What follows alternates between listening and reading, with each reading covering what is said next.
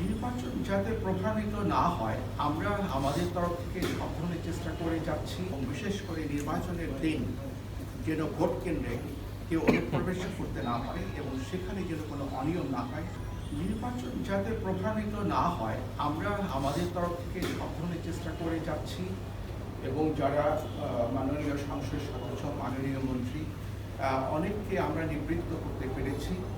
আবার অনেকে হয়তো বা এলাকাতে আছেন এবং সরকারের তরফ থেকে আমরা যেটি দেখেছি সেটা দলীয়ভাবে হোক বা সরকারের তরফ থেকে হোক, যাতে নির্বাচনটা অবাধ ও নিরপেক্ষ হয় এবং কেউ যেন প্রভাব বিস্তার না করেন, সেদিক থেকে নীতিগত সিদ্ধান্তটা খুব স্পষ্ট করে জানিয়ে দেওয়া হয়েছে।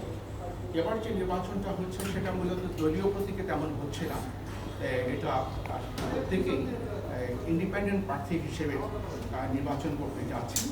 তো কাজে নির্বাচনের প্রতিদ্বন্দ্বিতা হবে। আর যে প্রভাব বিস্তারটাকে প্রতিরোধ করার জন্য আমরা সর্বান্তকরণের চেষ্টা করে যাচ্ছি। দেখা যাক শেষ পর্যন্ত কতটুকু হয়। প্রভাব বিস্তারের কারণে কিছু অ্যাকশন আমরা নিয়েছি, যেমন বিভিন্নভাবে ভীতি প্রদর্শনের মাধ্যমে প্রভাব বিস্তার করা হয়। এর মধ্যে একজনকে আমরা ডাকিয়ে এনে তার বক্তব্য শুনে তার প্রার্থিতা বাতিল করেছি এবং এই মেসেজগুলো আমরা রীতিমতো প্রায় প্রতিদিনই আমাদের মাননীয় কমিশনার, আমি নিজেও জেলা প্রশাসক, পুলিশ সুপার তাদের সাথে কথা বলে থাকি। এটা কিন্তু নিশ্চিত করতে হবে যে নির্বাচনটা অবাধ ও নিরপেক্ষ হয় এবং বিশেষ করে নির্বাচনের দিন যেন ভোট কেন্দ্রে কেউ অনুপ্রবেশ করতে না পারে এবং সেখানে যেন কোনো অনিয়ম না হয়, সেই বার্তাটা যারা রিটার্নিং অফিসার তাদেরকে দেওয়া হয়েছে এবং তারা যেন প্রিজাইডিং অফিসারদেরকে এই বিষয়টা স্পষ্ট করে বলে থাকেন। কিন্তু জাতীয় সংসদের যে ভোট যেটা হয়েছে সেখানে পার্থক্য, স্থানীয় সরকারের ভোটগুলোতে কন্টেস্টটা একটু বেশি হয়ে থাকে। সেই দিক থেকে যে উৎসাহ, উদ্দীপনা, উত্তেজনা এগুলো দেখা গেছে স্থানীয়ভাবে বেশি হয়ে থাকে। সেই জন্য আমরাও সতর্ক অবস্থায় থাকি যেন উৎসাহ, উদ্দীপনা, উত্তেজনা থেকে যেন কোনো সংঘর্ষ, সহিংসতা না হয়।